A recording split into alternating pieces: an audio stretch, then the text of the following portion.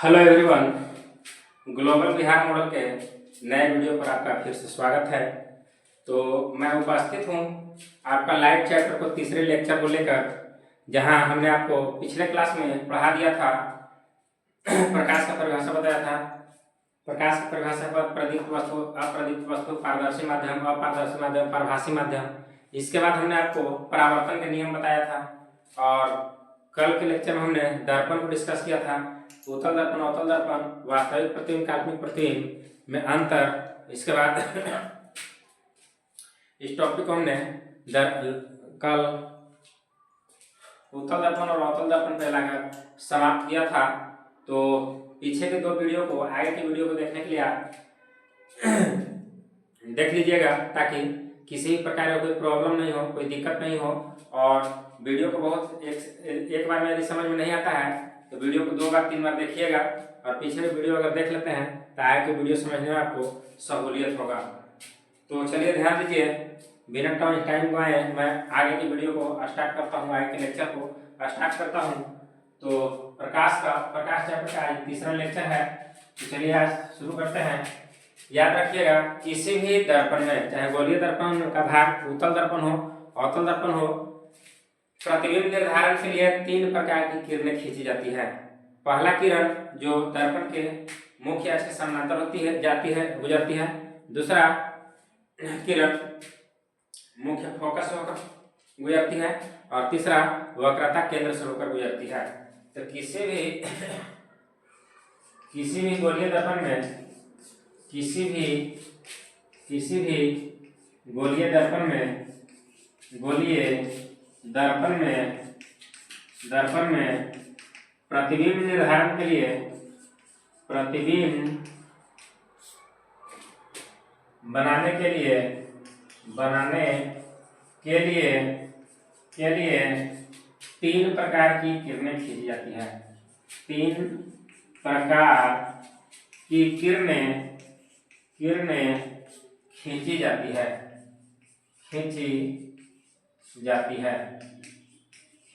है।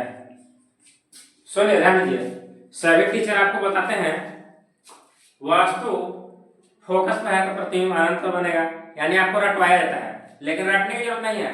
अभी जो मैं कंसेप्ट बता रहा हूँ, इस कंसेप्ट को याद रख लीजिए, और इस कंसेप्ट को जब याद कर लीजिएगा तो इन्हीं कंसेप्ट के आधार पे, चाहे वस्तु कहीं भी रखा हो, प्रतिबिंब अपने आप जिस स्थान पर बनना होगा बनेगा, रटने की जरूरत ही नहीं है।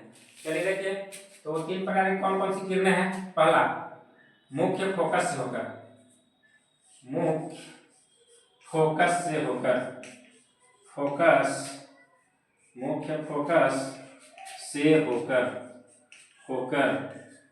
दूसरा है आपका मुख्य अक्ष के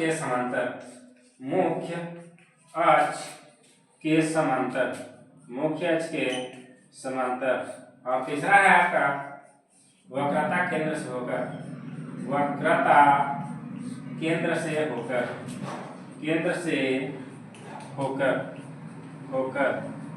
तो याद रखिएगा कि किसी भी गोलीय दर्पण में, चाहे वो उत्तल दर्पण हो या अवतल दर्पण हो, प्रतिबिंब निर्धारण के लिए यही 3 प्रकार की किरणें खींची जाती है। पहला है मुख्य फोकस से होकर, दूसरा है मुख्य अक्ष के समांतर, और तीसरा है वक्रता केंद्र से होकर। ये आपका कंसेप्ट हुआ। इस कंसेप्ट को याद कर लीजिएगा, आपको रटना नहीं पड़ेगा, है ना। अब मुख्य फोकस से होकर जाने वाली प्रकाश की किरणें दर्पण से परावर्तन के बाद मुख्य अक्ष के समांतर हो जाती है। तो देखिए, ध्यान दीजिए, पहला किरण आरेख मैं खींचता हूँ। यही आपका मान लीजिए अवतल दर्पण है ना। ये आपका अवतल दर्पण है, और ये आपका मुख्य अक्ष है, जहाँ ये आपका पी ध्रुव हो गया, और ये आपका फोकस हो गया, और ये आपका वक्रता केंद्र हो गया।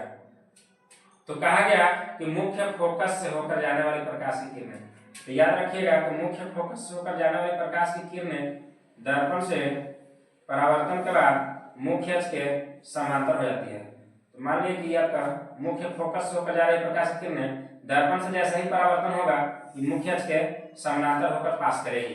पहला किरण नहीं हुआ। चलिए दूसरा किरण, दूसरा आपका मुख्य अक्ष के समांतर, तो मुख्य अक्ष के समांतर जाने वाली प्रकाश की किरणें फोकस, और ये आपका वक्रता केंद्र हो गया। तो मुख्य अक्ष के समानांतर जाने वाले प्रकाश की किरणें दर्पण से परावर्तन के बाद मुख्य फोकस से होकर गुजरती है, मुख्य फोकस से होकर गुजरती है। तो ये आपका मुख्य फोकस से होकर के पास कर रही है ना। तो दूसरा किरण ये हुआ, पहला याद रखिएगा, ये दूसरा याद रखिएगा। और तीसरा आपका दर्पण के वक्रता केंद्र से होकर जाने वाले प्रकाश की किरणें पुनः उसी मार्ग से परावर्तन के बाद वापस लौट जाती है। मान लिया जाए कि दर्पण के वक्रता केंद्र से होकर जा रही प्रकाश की किरणें दर्पण से परावर्तन के बाद पुनः इसी रास्ते वापस लौट जाती है। यही 3 प्रकार की किरणें हैं जो आपका दर्पण में प्रतिबिंब निर्धारण का काम करती है।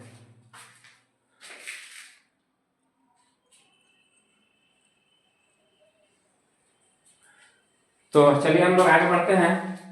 अब इसके बाद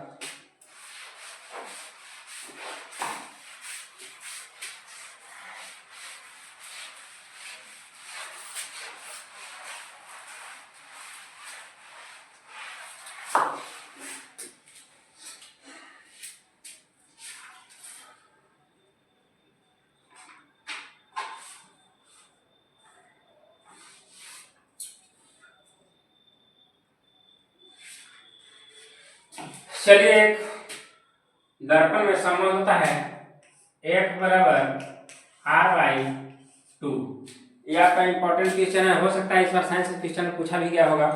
तो ये कहता है कोई गोलीय दर्पण या उत्तल दर्पण हो या अवतल दर्पण हो, उसमें वक्रता त्रिज्या फोकस दूरी की आधी होती है। वक्रता त्रिज्या फोकस दूरी वक्रता त्रिज्या की आधी होती है। सॉरी, फोकस दूरी जो होती है गोलीय दर्पण का वक्रता त्रिज्या की आधी होती है। इस बात को साबित करने के लिए पूछा जाता है, ये अवतल दर्पण में साबित होता है, अवतल दर्पण में भी होता है, लेकिन पूछा जाता है एग्जाम में जो अवतल दर्पण में पूछा जाता है। इसका क्वेश्चन बनेगा कि अवतल दर्पण में साबित करें, अवतल दर्पण में साबित करें कि F बराबर R/2। थोड़ा देख लेता हूँ क्वेश्चन दिखाई दे रहा है।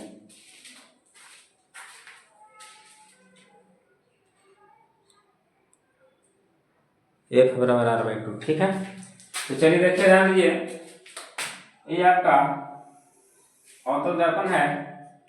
इस अवतल दर्पण में मुख्य अक्ष के समांतर, ये आपका मुख्य अक्ष है और मुख्य अक्ष का पर ही आपका ध्रुव है और ये आपका फोकस है और ये आपका वक्रता केंद्र है। तो इस बात को लिख लेंगे, जब भी इसको हल करेंगे, सोल्व करेंगे तो लिख लेंगे गिवन में। इस तरह से ज्योमेट्री में लिखते हैं कि माना कि Mn एक अवतल दर्पण है, इसको M मान लेंगे, यहाँ N मान लेंगे, दर्पण को Mn माना गया है। तो माना कि Mn एक अवतल दर्पण है जिसका ध्रुव P, फोकस F तथा वक्रता केंद्र C है। ध्रुव P, फोकस F तथा वक्रता केंद्र C है। चलिए अब देखिए, ध्यान दीजिए, इसी में हमको साबित करना है F बराबर R/2। तो याद रखिएगा, दर्पण के ध्रुव से फोकस तक की दूरी को बोला जाता है फोकस दूरी और इसको सूचित किया जाता है F से, और वक्रता केंद्र से ध्रुव तक की दूरी को साबित किया जाता है F से, F नहीं, इसको सूचित किया जाता है R से और इसको बोला जाता है वक्रता त्रिज्या। इसको कहते हैं हम लोग वक्रता त्रिज्या। तो चलिए अब देखिए, ध्यान दीजिए, वक्रता त्रिज्या आपका R हो गया है ना।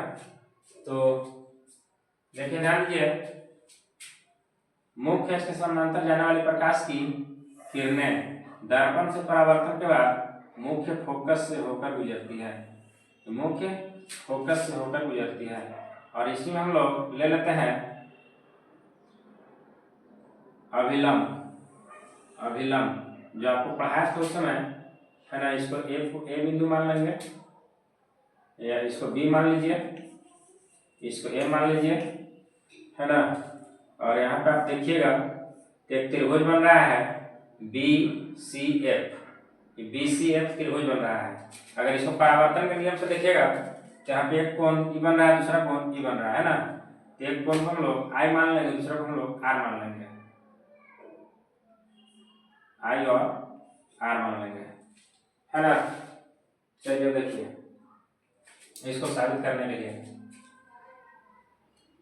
लिखेंगे, माना कि एम एक अवतल दर्पण है जिसका ध्रुव P फोकस से तथा वक्रता केंद्र C है। दर्पण के मुख्य अक्ष के समानांतर आने वाली प्रकाशित किरणें AB दर्पण से परावर्तन के बाद मुख्य फोकस से होकर गुजरती है तथा CB अभिलंब लिया, है ना। या रचना में मान लेंगे, गिवन में लिखेंगे वो सब, इसका रचना में लिखेंगे CB अभिलंब लिया या BC अभिलंब लिया, BC अभिलंब खींचा, BC अभिलंब खींचा। अब चलेंगे परावर्तन के नियम से, परावर्तन के नियम से जब परावर्तन के नियम से चलेंगे तो यहाँ से मिल जाएगा कोण I बराबर कोण R, कोण I बराबर या I बराबर R, है ना। अब देखिए ध्यान दीजिए, ये दोनों समानांतर है और ये जो BC अभिलंब है ये आपका तिर्यक रेखा का काम करेगा। किसका काम करेगा? तिर्यक रेखा का। इस बात को लिख लीजिए, ये भी समानांतर PC, ये भी समानांतर PC तथा BC तिर्यक रेखा, BC तिर्यक रेखा। जब BC तिर्यक रेखा है ना, तो यहाँ से मिल जाएगा क्या, इसको एक मान लीजिए, यानी कोण एक बराबर कोण I, कोण एक बराबर कोण I। इसको मान लेंगे समीकरण फर्स्ट, इसको मान लेंगे समीकरण सेकेंड, ठीक है। यह आपका हो जाएगा एकांतर कोण। एकांतर कोण का योग हो जाएगा, ज्योमेट्री में पढ़े होंगे एकांतर कोण, ये एकांतर कोण से बराबर हो गया। अब जब समीकरण फर्स्ट और सेकंड को देखिएगा, इसको इस साइड लीजिए, आई को एक साइड कर दीजिए,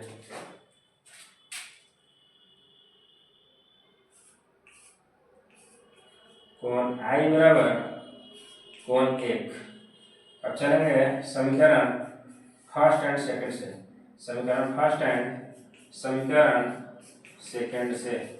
जब समीकरण फर्स्ट और सेकंड से चलेंगे यहाँ से मिल जाएगा कोण R बराबर कोण 1, कोण R बराबर कोण 1। तो जब यहाँ से चलेंगे, यहाँ से मिल गया त्रिभुज BCF में कोण R बराबर कोण 1, कोण R बराबर कोण 1।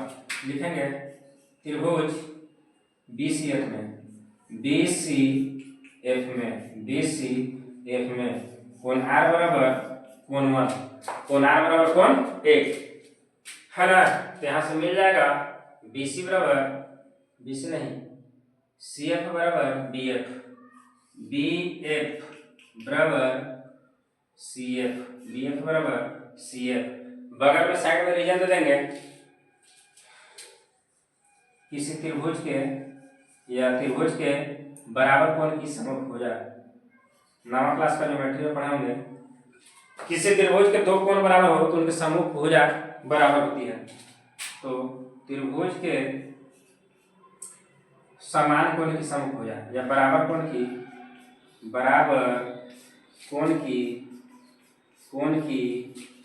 सम्मुख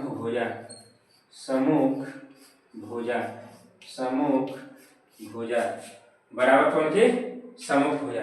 और जब बराबर कोण की सम्मुख भुजा बराबर हो गया तो इसको मान लीजिए समीकरण थर्ड। इसके बाद अब देखिए, दर्पण का द्वारक अगर बहुत छोटा हो, दर्पण का द्वारक बोला जाता है दर्पण की चौड़ाई को, है ना। तो दर्पण का द्वारक अगर बहुत छोटा हो तो B बिंदु P के काफी नजदीक होगा, B बिंदु P के काफी नजदीक होगा, है ना। तो B बिंदु काफी P के नजदीक होगा तो BF बराबर हो जाएगा PF। तो लिखेंगे यदि दर्पण का द्वारक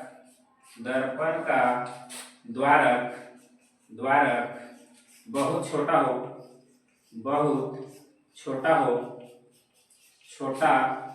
तो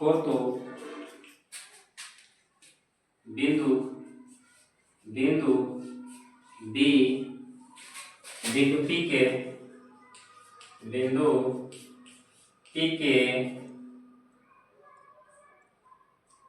लगभग निकट होगा अतः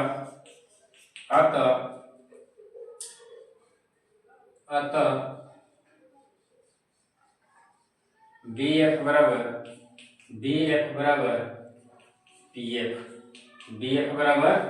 PF। इसको मान लेंगे समीकरण 4। इसको क्या मान लेंगे? समीकरण 4। चलिए यहाँ तक नोट कीजिए, इसके बाद आगे कंटिन्यू करता हूँ।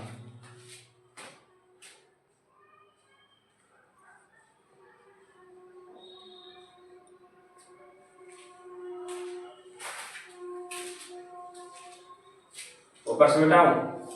चलो मिटाता हूँ। वीडियो को एक बार दो बार रोक करके आप लोग पूरा कर लीजिएगा, नोट्स बनाइएगा प्रॉपर, ठीक है। चलिए मैं आगे कंटिन्यू करता हूँ।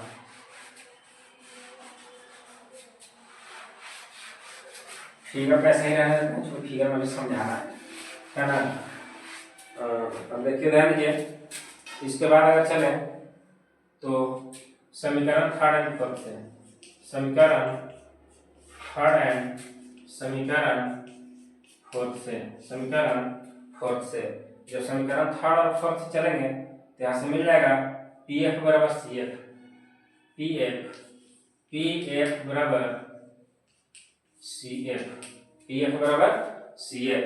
अब चलिए देखिए, अगर यहाँ से यहाँ तक की दूरी को लें तो हो जाएगा PC। ये क्या हो जाएगा? PC बराबर क्या मिल जाएगा? PC किसके बराबर है? CF प्लस PF के, CF प्लस PF के। और चूंकि CF और PF दोनों बराबर है ना, CF और PF दोनों क्या है? बराबर है। तो CF की जगह पर उठा कर तो फिर से PF हम लोग रख सकते हैं, है ना। तो चलिए इसी चीज को रख लेते हैं, PC बराबर PF प्लस PF। चलिए देखिए ध्यान दीजिए, PF क्या है आपका? F है। PC क्या है आपका? R है। तो रख दीजिए यहाँ पे R बराबर PF आपका F के बराबर, फिर PF F के बराबर, है ना। तो R बराबर F कितना हो जाएगा? 2F, ठीक है। तो यहाँ से F के बराबर हो जाएगा, इधर गुना में हो जाएगा, किस में हो जाएगा? भागा में, R/2 हो जाएगा। तो आपका एग्जाम में 2 नंबर का इंपॉर्टेंट क्वेश्चन है जो पूछा जाता है। इसको 1 से 2 बार वीडियो को देखिएगा, क्लियर समझ में आ जाएगा आपको। तो ये आपका अवतल दर्पण हो गया F बराबर R/2। अवतल दर्पण में साबित हो गया इस प्रकार से F बराबर R/2। चलिए अब देखिए आगे किरण आरेख द्वारा समझाते हैं, या इस वीडियो को यहीं पर समाप्त करते हैं। अभी छोटा ही वीडियो डालते हैं, जब कंटिन्यू हम लोग रेगुलर मोशन में आ जाएंगे तब लंबा वीडियो डालना शुरू कर दूंगा।